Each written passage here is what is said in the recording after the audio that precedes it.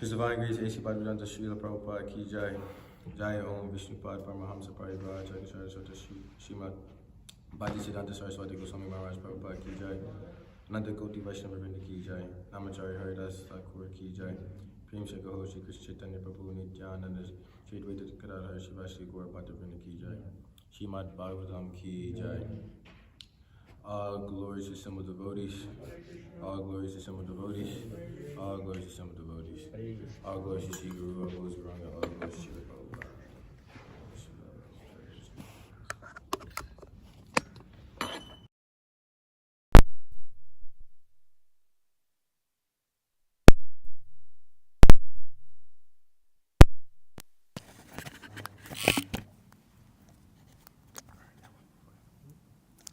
Om Namo Bhagavate Vasudevaya.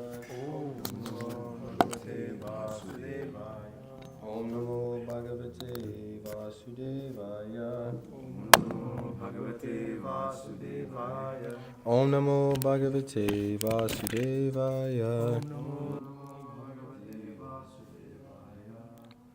So we are reading from Canto 3,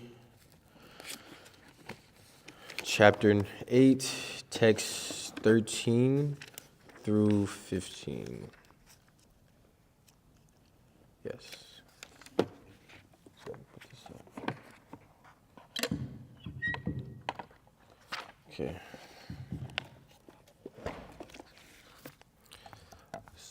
Tasya Artha Shukshma Abhinivishta Dristihi Anantagataha Artaha Rajasa Taniyan Gunina Kala Anugatina Vidaha Sushan Tada Abhidyata Nabideshat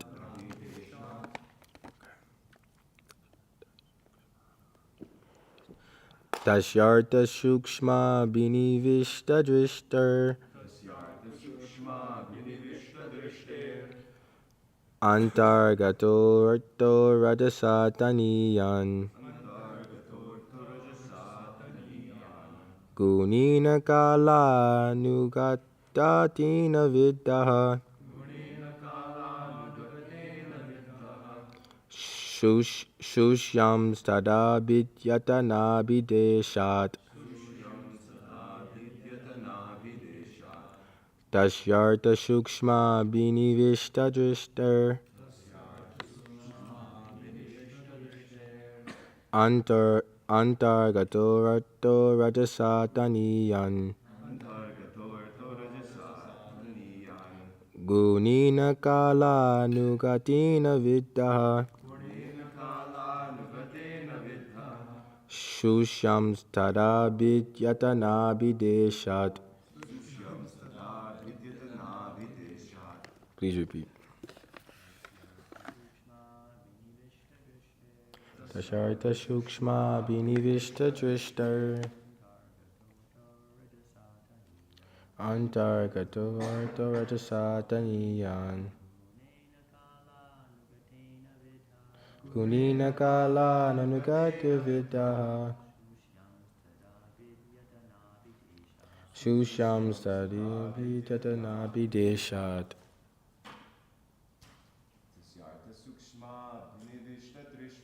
Tasharta Shukshma Binivishta Drishtar Antargato Arto Rajasataniyan Gunina Kala Nanugata Vidaha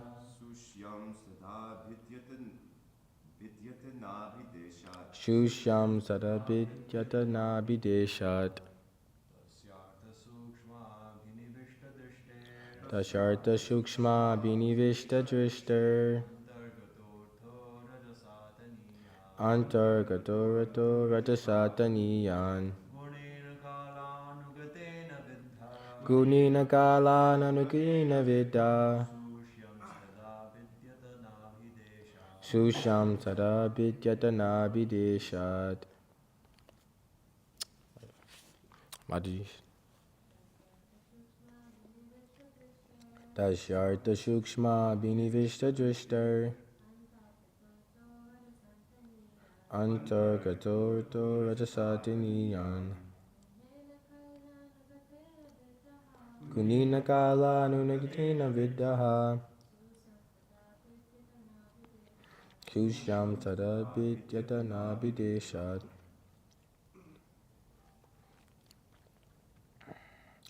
Tashya, his. Artha, subject.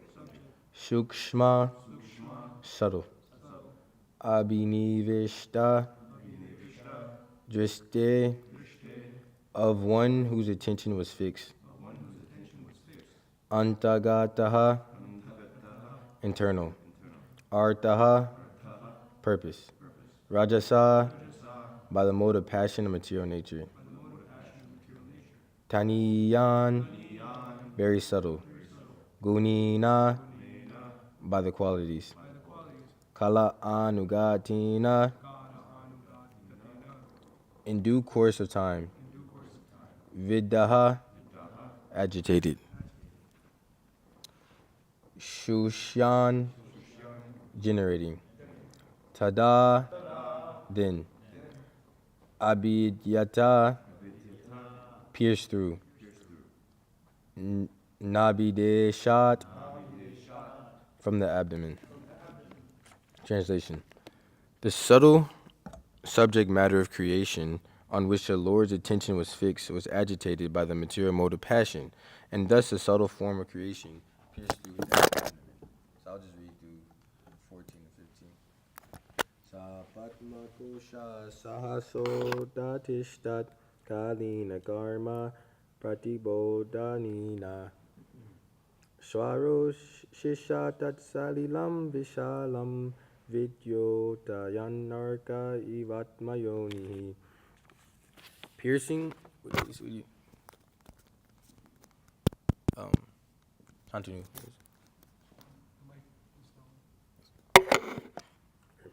Piercing through this sum total form of the fruitive activity of the living entities took the shape of the bud of a lotus flower generated from the personality of Vishnu, and by his supreme will illuminated everything, like the sun, and dried up the vast waters of devastation.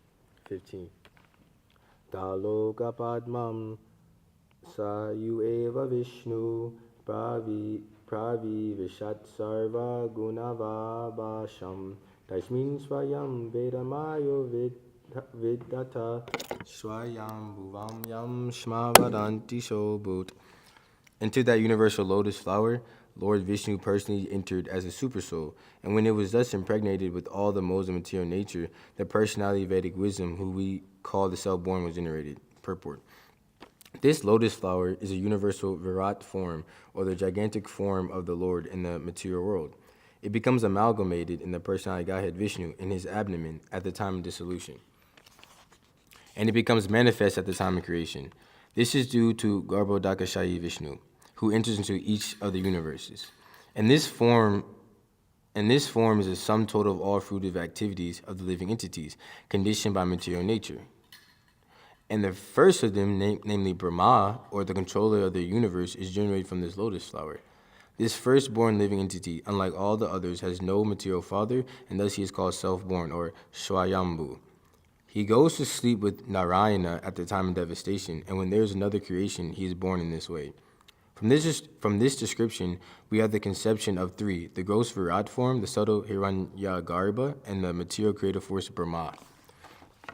Om Ajnanatamyanasya Gananjana Salakaya Shakshara Om Uditamyena Tasmai Shri Guruve Namaha Shri Chaitanya Mano Vishnam Stapitamina Buddhale Swayam Upakdamayam Dadati Swapadantikam Vandeham Shri Guru Shri Dapatakamalam Shri Gurun Vaishnavam Shri Rupam Sagajatam Saharagunavitam Tam Jadivam Savdetam Savadutam Parichani Saitam Krishna Chaitanya Devam Shri Radha Krishna Pada Sahagana Lalita Shiva Sakavatam Hey Krishna Karuna Sindhu Dina Bado Chikapate Gopasha Gopika Kanta Radha Namaste Tapta Kanta Gourangi Radha Vadamini Shri Vishabhanu Sutta Devi Pranamami Hari Priye Manchakapatu Pachaki Pasina Paya Vachapati Tanam Paramaro Vaishnavi Namo Namah Nama Om Vishnu Padaya Krishna Vasaya Bhutale Srimate Pativikasa Swamiti Namane Nama Om Vishnu Padaya Krishna Vasaya Bhutale Srimate Pativedanta Swamiti Namane Namaste Saraswati Devi Gopran Putani Nursis Srimavai Pasas Desta Jai Shri Krishna Chaitanya Prabhu Nityananda Shri Radhikara Vasi Gaur Bhaktavrinda Hare Krishna Krishna Krishna Hare Hare Hare Rama Rama Rama Hare Hare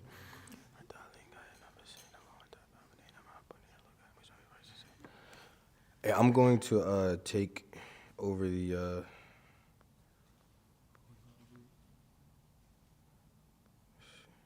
screen here. Wait.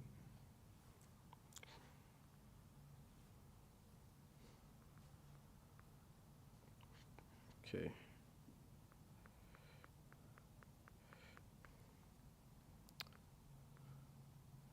Okay, I'll just take it off for now. Okay. So, text 13 through 15, these are these verses mainly pertain to creation of the material world, and specifically the appearance of Lord Brahma from the navel of Lord Vishnu. And these topics are very intricate and difficult to understand. You could have a whole study of this, actually. Just the first one, text 13, Prabhupada says that, just to paraphrase that, it was agitated by material mode of passion. So this material world is essentially created through passion. And when Prabhupada came to America, when he saw Boston, he saw that the city was emanating with the modes of passion and ignorance. And it takes, the thing is, we don't see that though. I mean, when I went to New York or whatever, traveling through TSKP, you don't necessarily see the modes of the material nature. You can see the effects of the modes of material nature, but Prabhupada, even just looking at the outskirts of the city, the ship, if you ever seen have you been on a ship, you see like a shore or like a city, you're approaching, you don't really see too much. You might see little people here and there, but Prabhupada was able to see that the whole city was immersed, or America was immersed in modes of ignorance and passion. So in this verse, there's a word, shukshma, subtle. And this word shukshma, subtle, is actually a word in the Vishnu Sahasranam. His Holiness Bhaktivedanta Swami Maharaj gives a lecture on this word, shukshma, because the modes of material nature are very subtle. Not only that, understanding creation, they're very subtle topics, actually. And even to understand these subtle topics, it takes refined intelligence. It's said that the denizens of the higher planets, their bodies are not composed of material elements per se. They're not gross material elements, but subtle material elements. And the higher you go up, the more intelligent you become. The more subtle, the more gross elements that don't affect you, the more intelligent you become, actually. So Prabhupada, he was able to recognize the modes of material nature and see them because he had refined intelligence.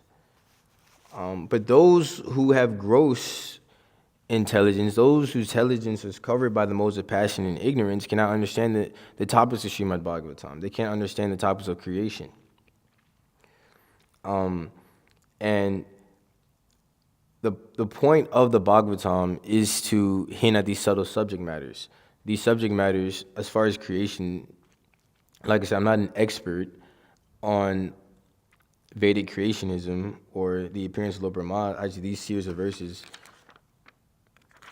these ones specifically, you don't hear so much actually as far as verse number.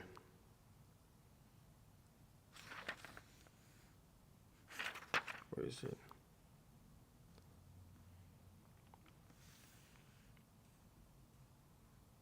Yeah, in verse 15 it says, into that universal lotus flower, Lord Vishnu personally entered as a super soul. And when it was thus impregnated with all the modes of material nature, the personified wisdom was, who we call self-born, was generated. So you don't hear so much about,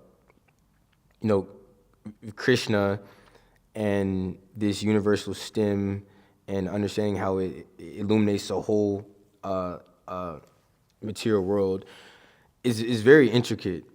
But the jiva is the most subtle as far as all the elements. In the Uddhava Gita is mentioned that Krishna says that of all the elements, I am the jiva. I'm the most subtle. Of all the subtle elements, I'm the jiva. I'm the most subtle.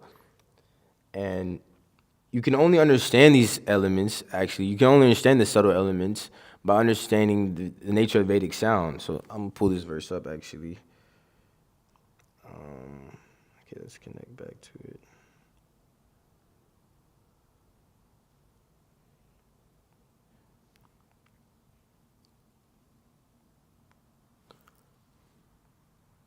Okay, now it's not working.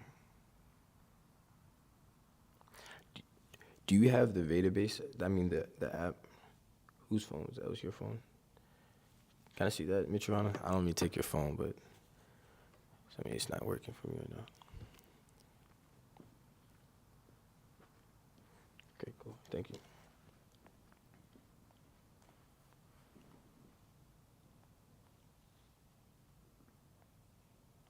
Okay, perfect. So if we go to Canto 11, chapter 21, text 37. Yeah, so why is it not up? Come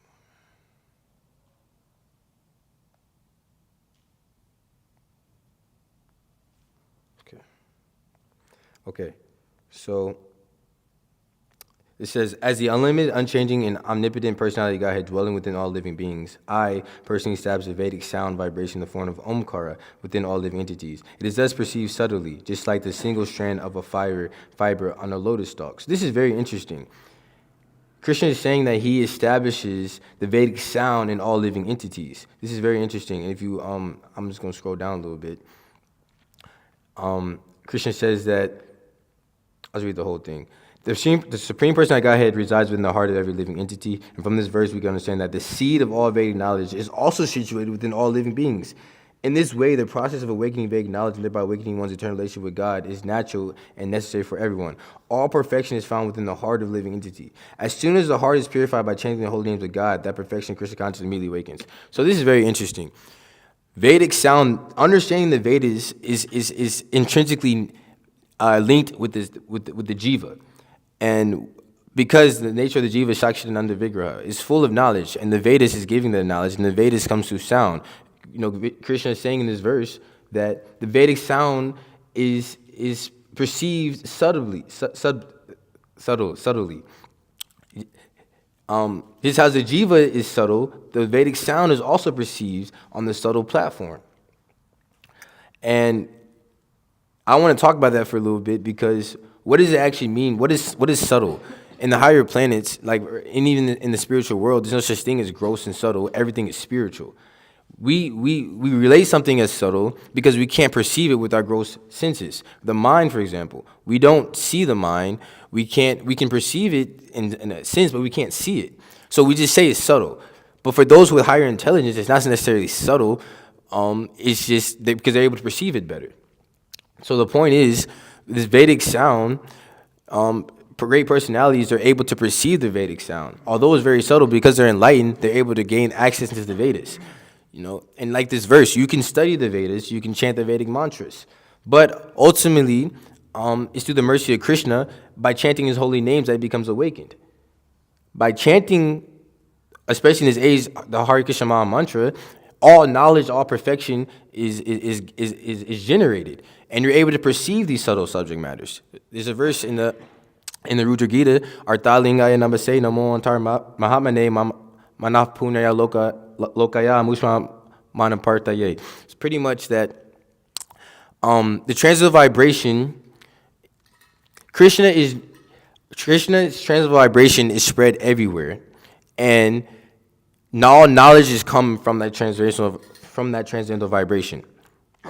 So through this transcendental vibration of chanting Hare Krishna, we can able to tap into the subtle platform of understanding who we are and understanding this whole nature of Vedic creation and how Lord Brahma is created. But if you're stuck on the gross platform, you won't be able to be interested in these things, nor will you be able to understand it. That's why a lot of people read Srimad Bhagavatam, they put the book down, because they're stuck on the gross platform. But once you pierce through the gross coverings of the mind, you're able to perceive these subject matters.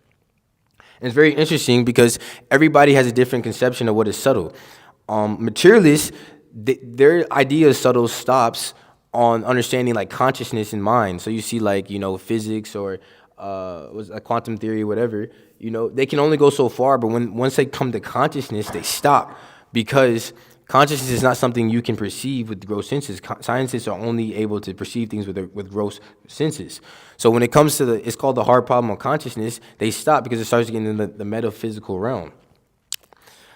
So materialist understanding is subtle, kind of stops with the mind, and this is going any further. And personalists, they also have ideas subtle. They understand that there's spiritual energy, but they amalgamate everything. They clump all jivas into one category, and they negate the variegatedness of the ultimate truth. So people have some idea of this subtle platform, but only the devotees of Krishna consciousness are able to understand that real subtle nature is understanding the reality between Krishna and his devotees. Even Krishna's dealing with his devotees are very subtle, actually. Even like with Arjuna, Krishna calls him a eunuch, and I haven't read the Mahabharata all fully, but I've read parts as far as like Arjuna. The Pandavas, they had to go in exile, and Arjuna had to live as a eunuch for some time. So when Krishna called him that, it was actually a subtle like blow to him, and pretty much invoking that that sattvic spirit in him. Like, yeah, you lived as a eunuch for I think it was like 10 years or something. Who knows? It was like 10. I don't know. Anyways, it was some time, and then he called him that, and that aroused Arjuna's feelings to fight. But it was subtle. So Krishna's dealings with his devotees are very subtle, and the knowledge of Krishna is very subtle. Like this word shukshma. We have to understand how to comprehend these subject matters, and is mainly through the transit of vibration. The Vedas are all composed actually of sound vibration. Actually, it's all sound. Previously, the Vedas was transmitted. It wasn't through writing. Actually, it was through oral reception. But because we're so dull-headed in Kali Yuga, Vyasadeva, out of his great compassion, compiled the Srimad Bhagavatam for us, and wrote down the essence of the Vedas. But it's really through sound that we're able to understand these subject matters. So, Vishnu Chitta Prabhu gave some synopsis of, I forget who it was, but he talked about the power of sound, how when you go out, you see, you hear all this nonsense sound. You just walk outside, you hear all this crazy music, you hear people screaming. And all this sound is contaminating our consciousness, actually. Every sound contaminates our consciousness, and it shapes our knowledge. Knowledge is inextricably linked with the sound. Whatever you hear, you can perceive. And whatever you perceive, it gets assimilated into your consciousness. So when we dedicate our lives to only listening to the Vedic sounds and chanting Hare Krishna, we can understand these subtle subject matters, and we can rise above the gross platform. But like I said, as long as our consciousness is covered by the modes of passion and ignorance, we can never tap into the essence of the Srimad Bhagavatam. And another thing is this word in verse, was it 15? No, in text 14, there's another word, arka, the sun. And that is, interesting enough, that's another word that His Holiness Bhaktivedanta Swami gave a lecture. He gave a series of lectures on this one word, arka, in the Vishnu Sahasranam. The sun.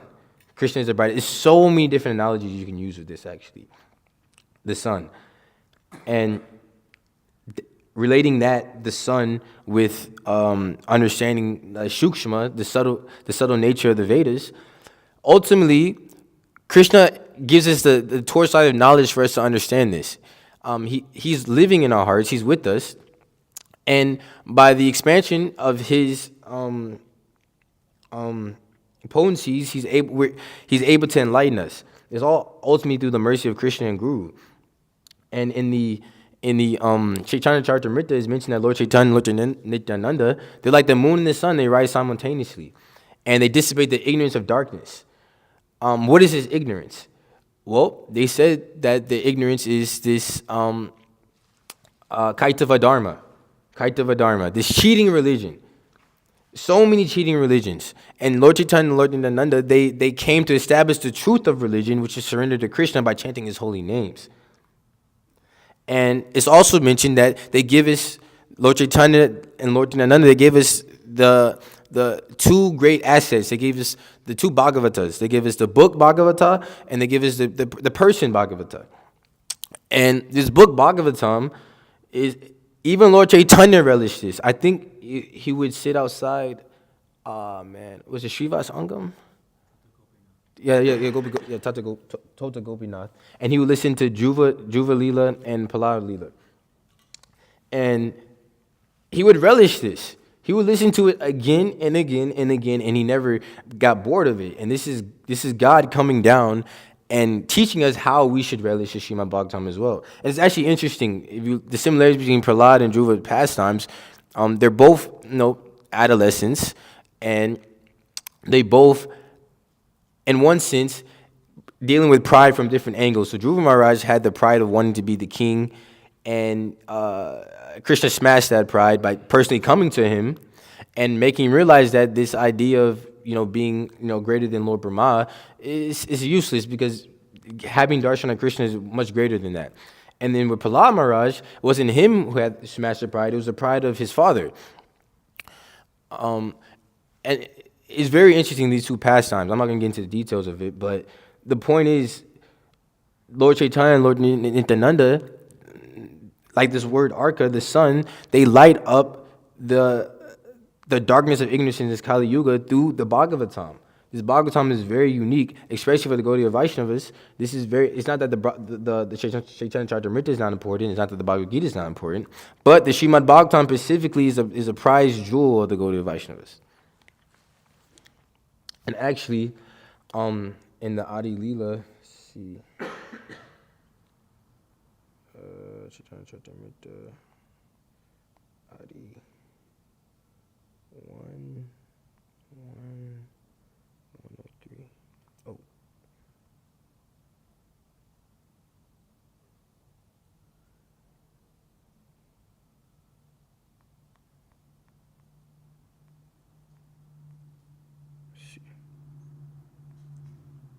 No, that's not it. Come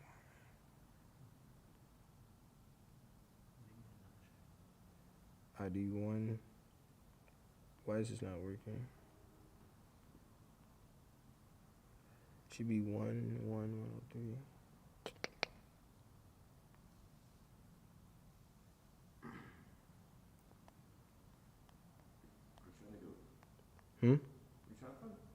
Adi Leela 1:103, but it's just one. Adi Leela is 1. Then it's chapter 1. Then text number 3. Text number 3. no, it's 103. But 103. But that's not the verse. Anyways, I don't know what happened.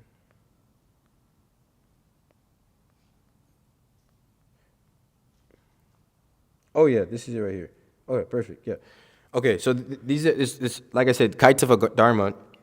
That is the ignorance that Lord Chaitanya Nityananda came to drive away. But also, Prabhupada mentions the purport that Chaitanya Mahaprabhu and Nityananda Prabhu drive away the 5 kinds of ignorance of the conditioned souls. In the Mahabharata Udyoga Parva 43rd chapter, these 5 kinds of ignorance are described: accepting the body to be the self, making material sense gratification one's standard of enjoyment, being anxious due to the material identification, lamenting and thinking that there is anything beyond the absolute truth. This is interesting. Lamenting.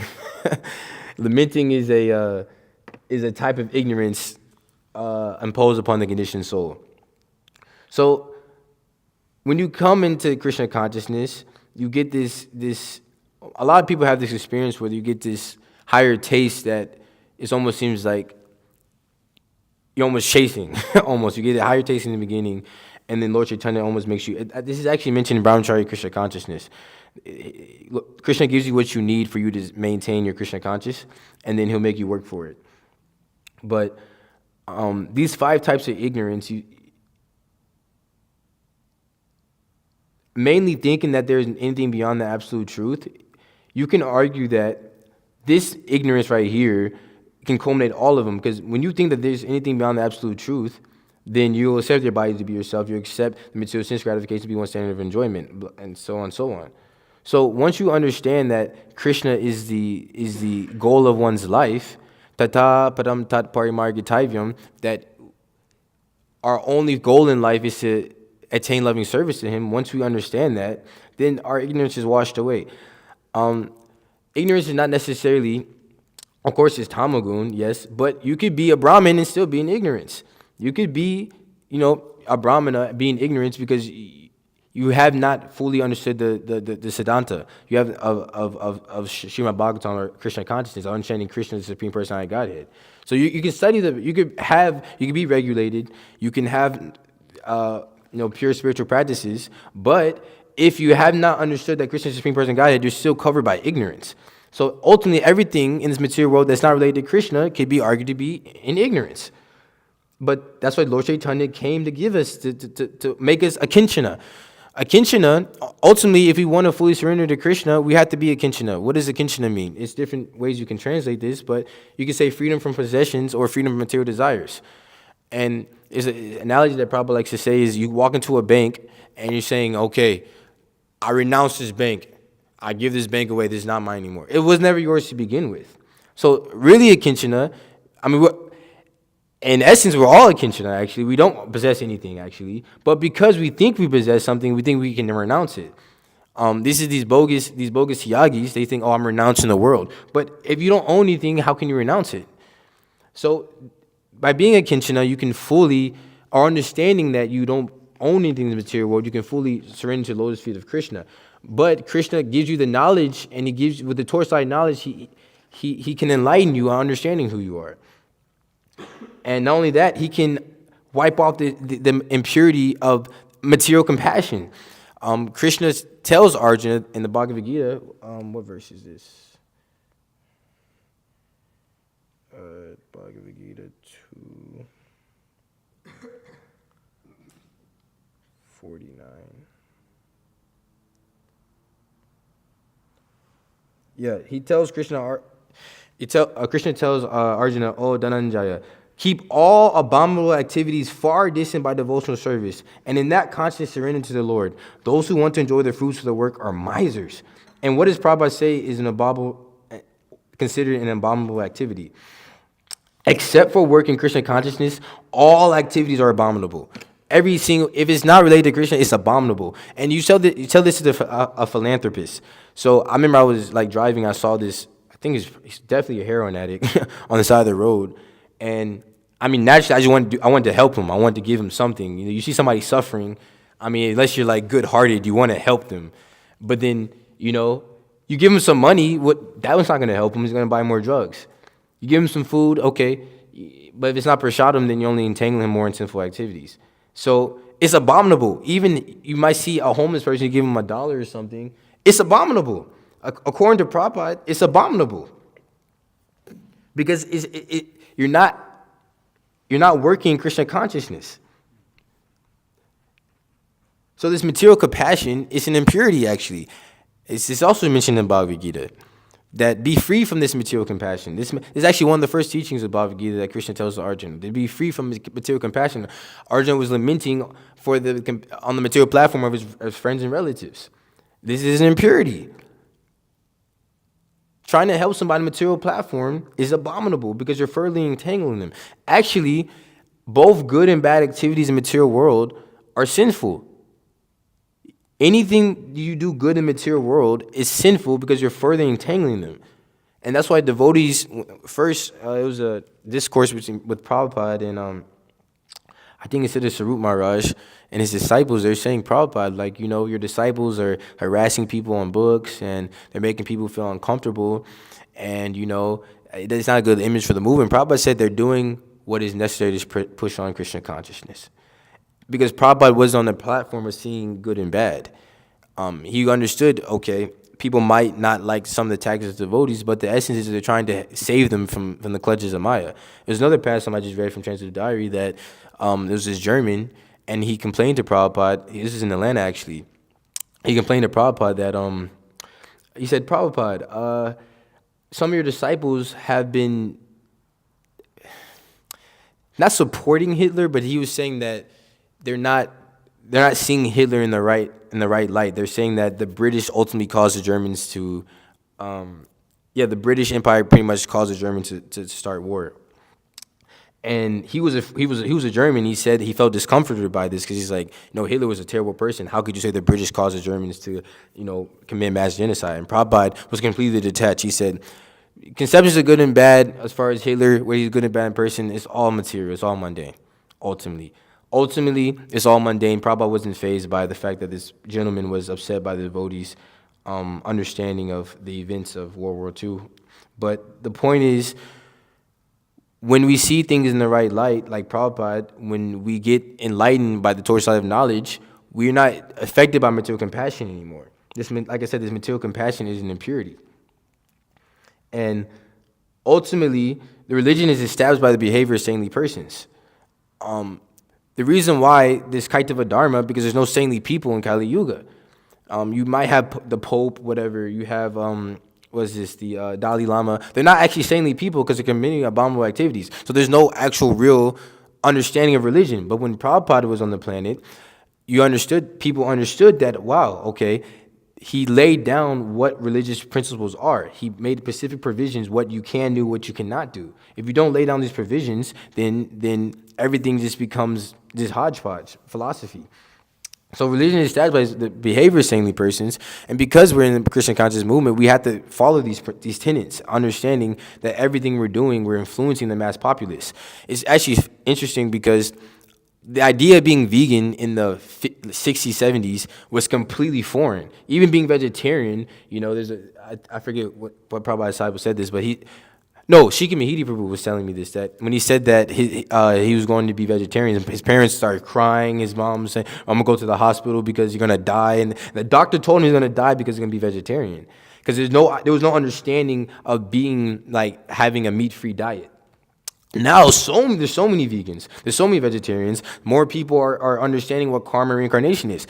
Why? Because you can mark this as the influence of the Krishna consciousness movement. The more these books have been pushed, the more these books have been spread, the more the holy name is spread. The son of Lord Chaitanya's movement has been spreading. It's been spreading from the east to the west gradually, and you're seeing people are becoming more God conscious. Actually, it is gradual. It's gradual. People are becoming more God conscious. And because there is going to be a golden era in Kali Yuga. I think we're in it right now, actually. But there's nothing that can impede the son of the Krishna consciousness movement. And the more Krishna consciousness movement is spread, the more material desires are decreased. But in order for us to spread it, we're actually expected to be Goswamis. In the Nectar of Instruction, Janananda Maharaj was reading this when he was here, that in the introduction of the Nectar Instruction, Prabhupada says we're all actually expected to be Goswamis. That's actually the first teaching of the Nectar Instruction, is to be a Goswami. Let me read this, actually. This is in the Nectar of Instruction. Nectar of Instruction. I think this is the preface.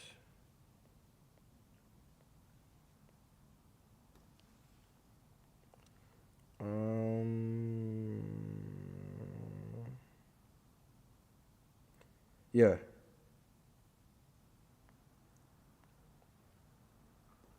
Okay, yeah.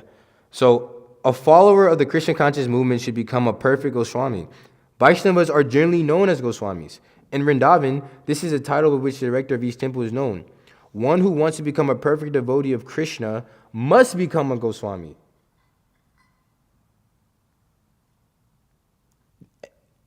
Must become a Goswami. If you want to be a follower of Krishna, you literally have to control your mind and senses. This is the first step of spiritual understanding. You can't even advance until you control your mind and senses. Vachul Vegam, Manasakroda Vegam. So once we are able to control our senses, then we can empower others to do so as well. But if we're not fixed, how can we fix others? If we're drowning in the ocean of material existence, how can we expect to save others?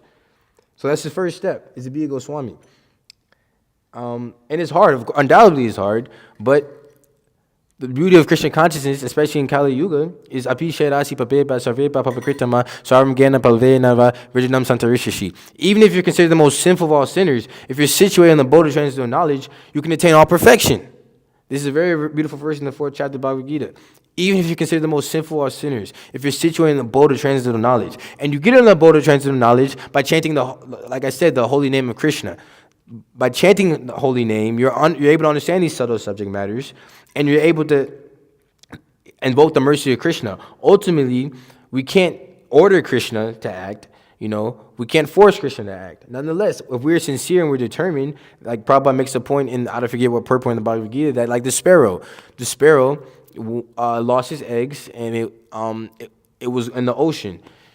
It was going to drive the whole ocean in order to find her eggs. And I think it was Garuda was pleased with her efforts, and Garuda eventually blessed the sparrow. Similarly, it's a vast endeavor to be a Goswami. How can you control your mind? This is the first step. This is like, I don't know about you guys, my mind is always disturbed. And this is the first step of advancing Krishna consciousness. But if we are just sincere and determined, Krishna will help us. He will help us. This is promised by Srila Prabhupada. The words of the Acharya never go in vain. Because Prabhupada said it, it will come into fruition.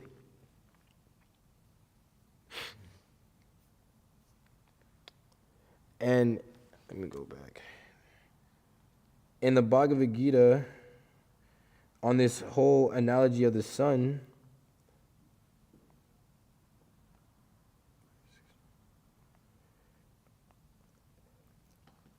so Krishna says, When, however, one is in line with the knowledge by which nescience is destroyed, then his knowledge reveals everything, as the sun lights up everything in the daytime. And Prabhupada in the purport says something interesting. He says, therefore, one has to seek out such a bona fide spiritual master, and under him learn what Krishna consciousness is. For Krishna consciousness will certainly drive away all nescience, as the sun drives away darkness. So, ultimately, the sun is like Krishna, and the spiritual master is like the distributor of that knowledge. So, when you come in contact with the spiritual master, the bona fide spiritual master, he will give you the knowledge to come to Krishna. Krishna and spiritual master, they work on they work on parallel lines. Krishna, the guru gives Krishna, Krishna gives guru. And by the mercy of the guru, he invokes the mercy of Krishna. That's why you see there's a lot of rascals who think that you don't need a guru.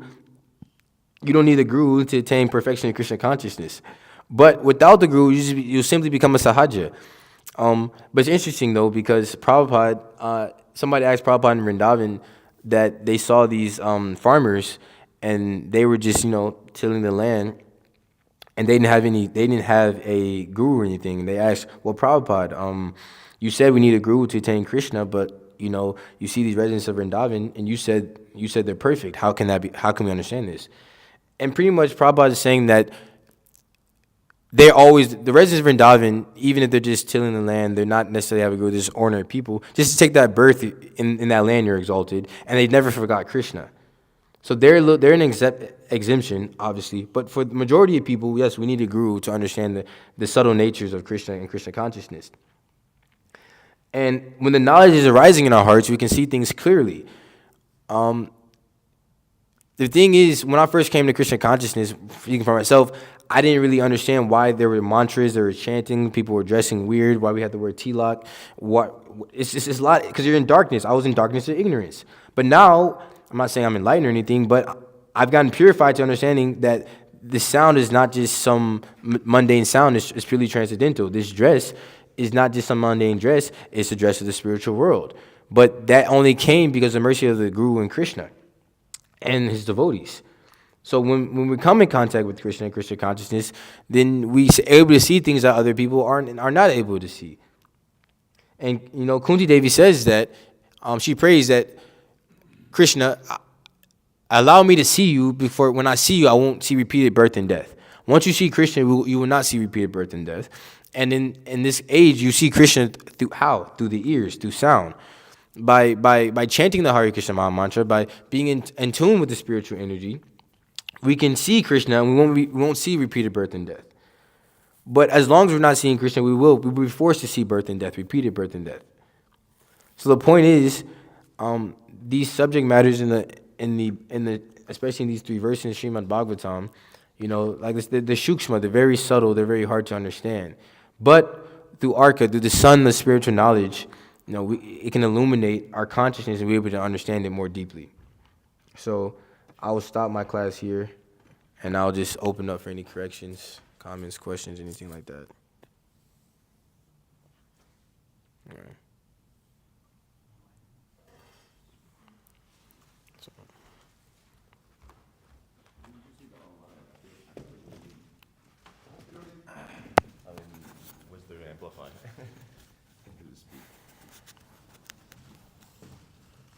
We were talking about this word sukshma, and I was hearing this in the 3rd canto recently about how Krishna is realized through sound.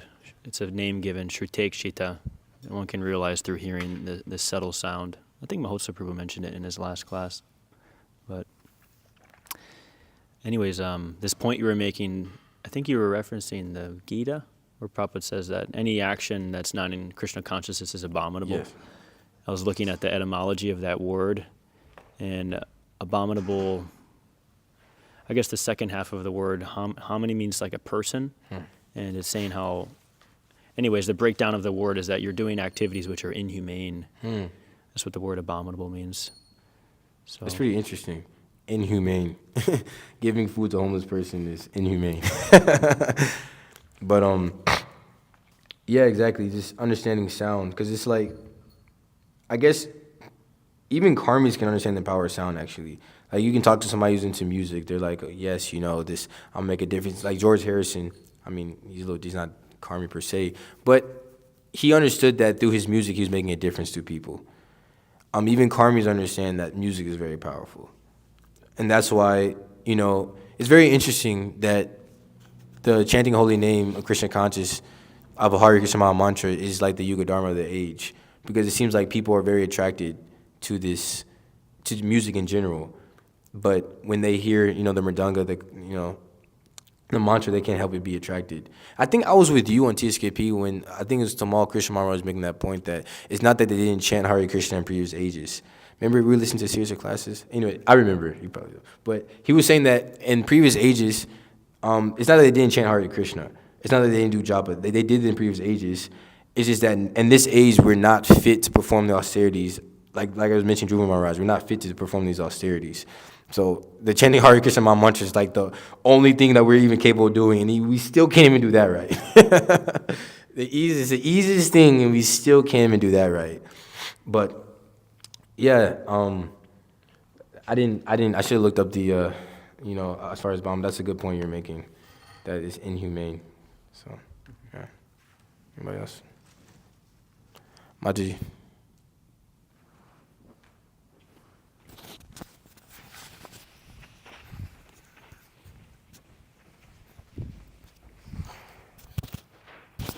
I had 2 comments and a question.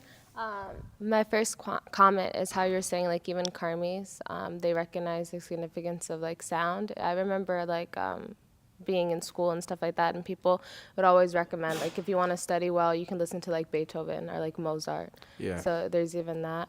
And then also when you were talking about Kunti Devi's prayers, it reiterated the point about how devotees see things differently than karmis, because Kunti Devi, she's praying for more suffering. Whereas, karmis, that's a big thing that turned them away from God, actually, is when they're in positions of suffering. So it just shows, like, that difference of how devotees, see things differently. So it reiterated that for me. And then my question is, we hear it often, but what mainly stands out to me is the first time I remember hearing it was, I I was reading, I think, about maybe in the Lilamrita or something, but some years ago, anyways. And it was an instance of when Prabhupada was traveling on a plane, and someone had asked him about, like, well, Swami, some karmi, just asking him, hey, Swami, so, like, help me to understand why bad things happen in this world if Krishna is all good and God is all good. And so Prabhupada, in brief, gave the understanding of how, the sun, there's the sun, but then there's also the shade of the sun. So could you talk a little bit more about that, like how to understand, how to understand the presence of ignorance, even in Yeah, I think there's a verse in the Upanishad that Neshin sends is close. What's that verse in the Upanishad? The Neshins and light, they stand side by side. What verse is that? Do you know?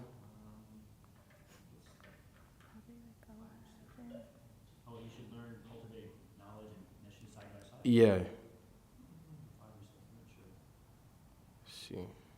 It's 11. 11? Yeah, vidyam cha yas tat vedyo vayam saha avidyaya mrityam tirtva vidyaya mritam asnute. This is not it. Yeah, it is. There you go. Got you. Sorry. Only one who can learn the process and essence and that of transit knowledge side by side can transcend the influence of repeated birth and death, enjoy the full blessings of immortality. So, yeah, I mean, Prabhupada makes a, I'm Christian. I mean, yeah, Prabhupada makes the point all the time that if you're not situated in Krishna consciousness, then you're in Maya. So, Maya is always there to capture us. And Prabhupada says, like, what is the difficulty? I was listening to that this morning, that Prabhupada was saying that if your mind is not always fixed on Krishna, then you're going to be influenced by Maya. And what exactly is your question? Yeah, like specifically, I wish it would be better if I had like the quote to pull it up, but I just remember, and I've heard it in a few places, where Prabhupada makes that point to like explain like ignorance and like bad things happening with the analogy of the sun and the darkness that is like the shade. Have you heard that before? I haven't heard that. Okay. But I mean, as far as good things and bad things happening, ultimately it's a result of our karma. That's one, and two. Like you see the Pandavas, like Krishna put his most sincerest devotees into trouble, not necessarily to belittle them, but to actually exalt them. So from a materialist perspective, it might seem like, okay, why are bad things happening to good people? Why are good things happening to bad people? Bad things happening to good people. Well, ultimately, it's all based on karma. That's one, and two. Once you come to Krishna consciousness, Krishna is personally directing the activities of his devotees. So it's not actually, when bad things happen in a devotee's life, it depends on where they're at. If they're pure devotees like the Pandavas, if bad things are happening, and that's Krishna doing that, it's some arrangement behind that. It's the will of Krishna that he's doing that, and it's a greater meaning behind it. For those who are like mixed devotees, when bad things are happening to them, it's for Krishna to purify them of their material desires. So as far as the specific instance of the sun, and I would have to read through that because I'm not really sure the context of what Prabhupada was saying. But as far as the understanding of why bad things are happening to good people, yeah, that's just, it's just different understandings of it as far as the nature of the devotee. Krishna ultimately is doing everything to benefit the devotee. Even if it's seen as bad, it's ultimately for the benefit of the devotee. So, okay. Anything else? Yes.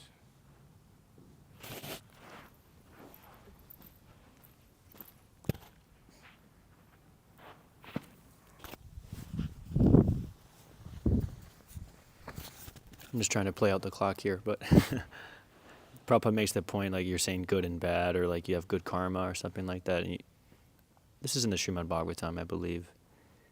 I think it's in the first canto. Like for instance, someone they may take a pious birth or something like that.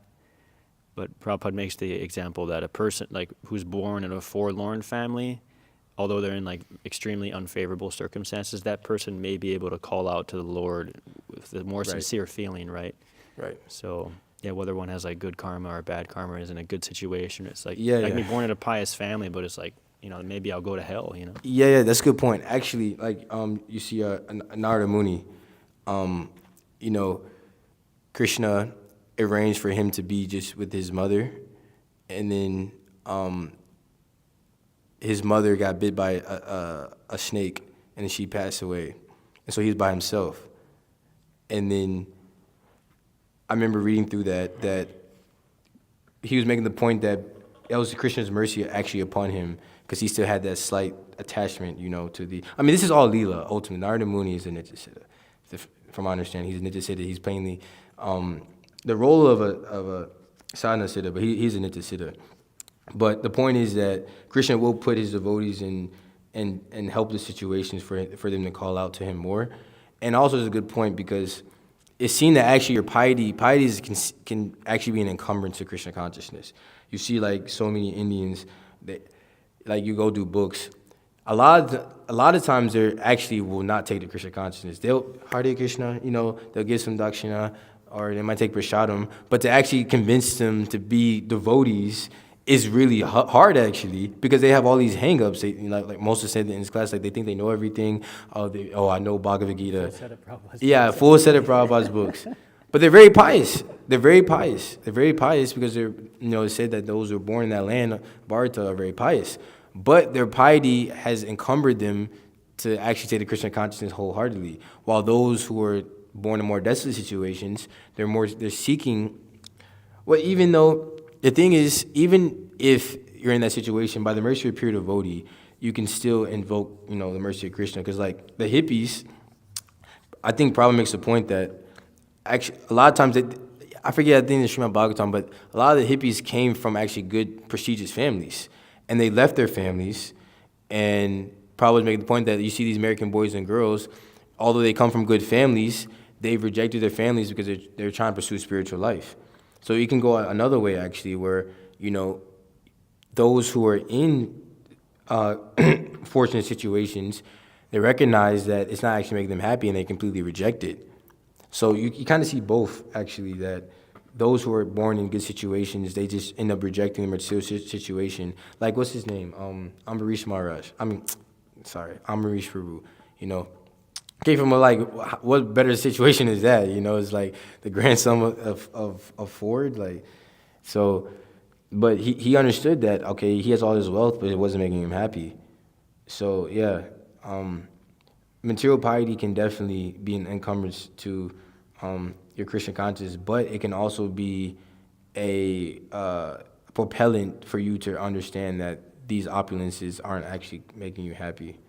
So it's all like we just read in the Nectar of Instruction. So advancement in Krishna consciousness depends on the attitude of the practitioner. Whatever situation, and that's the mercy. That's the thing about Lord Chaitanya. I was just reading that in Chaitanya Charitamrita, that Lord Nityananda and Lord Chaitanya, they're more merciful than Krishna, because Krishna came and he had the treasure love of God, but he demanded surrender to him. While Lord Nityananda and Lord Chaitanya, they plundered that treasure house of love of God, and then they distributed it to everybody. They plundered it and then they distributed it. And they're more merciful because